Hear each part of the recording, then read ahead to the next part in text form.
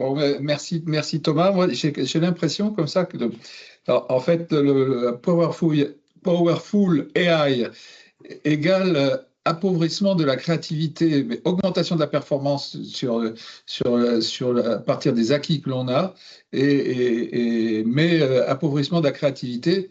Donc, c'est un peu le sentiment que ça donne vu comme ça. Et puis, la deuxième chose, qui veut dire que euh, la complémentarité entre l'IA et l'IH permettent justement de favoriser la créativité. Donc, ça veut dire qu'à un moment donné, on ne peut pas dire que la powerful AI soit plus intelligente que l'homme. Elle est juste d'une intelligence différente et que, il faut donc justement qu'on travaille sur la complémentarité entre l'homme et la machine, quoi. Est-ce que tu partages cet avis ou qu'est-ce que tu en penses?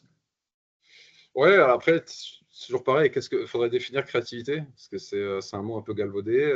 Bon, il y a plein de définitions qu'on a données au mot créativité. En fait, on s'est aperçu que, que l'IA arrivait à la simuler au point même de, voilà, de tromper un public humain.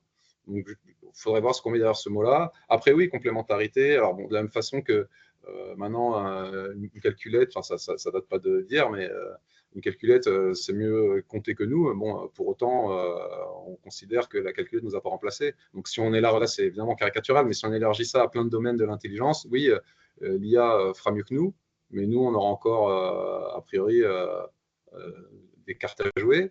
Pendant combien de temps, je ne sais pas. Et puis, même le jour où l'IA fait tout mieux que nous, enfin, je veux dire, même à titre personnel, il y a des gens qui font tout mieux que moi. Mais ce n'est pas pour autant que j'ai envie de me suicider ou que ma vie est C'est pas terminée. grave. Non, C'est pas grave. donc de la même façon, même s'il y a joue mieux que nous aux échecs, les êtres humains ne sont pas arrêtés de jouer aux échecs. Même si une voiture va plus vite qu'un être humain, on continue à courir le 100 mètres et à le regarder. Donc C'est ça. je pense qu'on peut continuer à trouver du sens, même si l'IA fait beaucoup de choses mieux que nous. Alors Thierry Pedelou, Oui, merci. Je rebondis sur ces propos.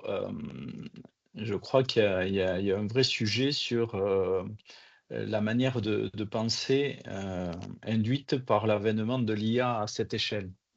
Il y a beaucoup de choses qu'on assimilait à de l'intelligence humaine peut-être, qui est relayée par de l'IA. Mais l'IA ne se substitue pas à l'intelligence humaine, mais par contre, elle doit amplifier, comment dire, cette intelligence humaine, faire des efforts de réflexion que l'on fait peut-être un peu moins avec des dérives liées à l'éducation, à la société, etc., qui se laissent porter. Il y a un vrai sujet d'éthique et un vrai sujet humain. L'IA va accélérer ces réflexions sûrement, les amplifier, mais ça veut dire que ceux qui les mènent doivent aller au-delà de ce qu'ils faisaient aujourd'hui et pourront aller au-delà de ce qu'ils font aujourd'hui. Néanmoins, cet effort, est-ce que tout le monde a conscience de cela? Parce que l'IA bouscule, et je rebondis sur les propos du fameux polytechnicien et du chercheur. euh, dans notre système éducatif, on pousse peut-être plus suffisamment à l'analyse critique des choses et l'IA va bousculer tous les bien-pensants et tous les gens les plus formés aussi.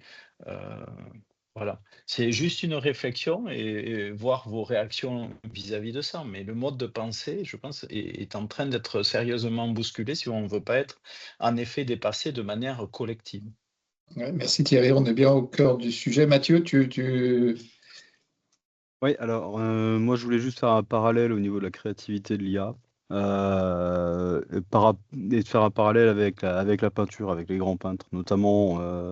Je suis allé il y a 2 étés à Amsterdam et je suis allé voir le musée Van Gogh.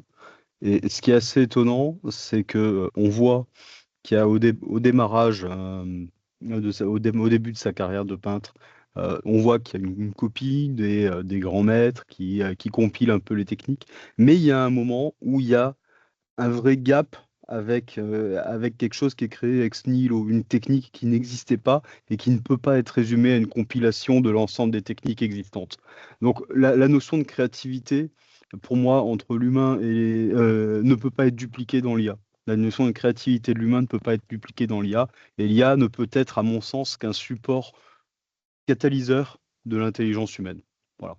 effectivement, donc non, mais ces réflexions sont intéressantes et pertinentes.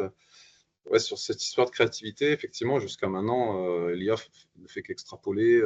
Par exemple, dernièrement, là, et ça rejoint le débat sur les data, avec ChatGPT, on peut faire refaire des photos avec le style de tel ou tel artiste. Donc là, notamment, ça a buzzé, tout le monde refaisait en version dessin animé des studios Ghibli, toutes sortes d'images. Et d'ailleurs, alors il y a l'auteur japonais qui s'est plaint de ça, qui a dit non, mais là, vous vous êtes approprié ma technique. Moi, la réponse de Sam Altman, ça a été get over it. En gros, tu dois t'y faire, c'est comme ça, mon coco. Voilà, on ne peut pas arrêter ce train qui est lancé. Voilà, tous les styles sont copiés, et pour l'instant, essentiellement copiés. Mais qui dit qu'à un moment donné, l'IA ne va pas se mettre à innover et pondre un nouveau style sorti de nulle part. Parce qu'après, de toute façon, on ne parle que de recombiner des pixels, hein, donc il peut très bien les recombiner d'une façon un peu inattendue. Et d'ailleurs, un des moments de référence dans l'histoire de l'IA en parlant de créativité, c'est le fameux Move 37. C'était pendant cette partie de jeu de Go. Alors c'était AlphaGo, je crois, AlphaZero, je ne sais plus, de DeepMind, qui jouait au jeu de Go contre le grand champion humain. Et à un moment donné, l'IA, elle a fait un move, mais que personne n'avait venir et qui ne correspondait à rien de tout ce que les êtres humains avaient fait. Et effectivement, parce que pendant un temps, les IA de jeux de Go avaient été entraînés sur les parties jouées par les êtres humains. Et au bout d'un moment, on s'est dit non, mais ça, c'est pas assez intéressant. Donc, on a laissé l'IA jouer contre elle-même. Et elle a échafaudé un savoir-faire qui a abouti à ce move qu'a fait l'IA pendant cette partie de Go, mais qui a surpris tout le monde, qui a complètement décontenancé son opposant. Et après, on a vu la même chose dans les échecs. Et on a Garry Kasparov qui a expliqué.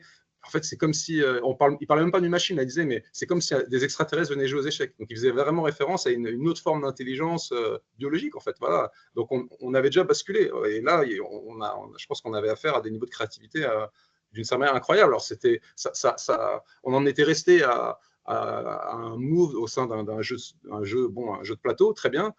Mais peut-être que demain, dans le monde réel, on va assister à ce genre d'action qu'on pourra vraiment qualifier de créative.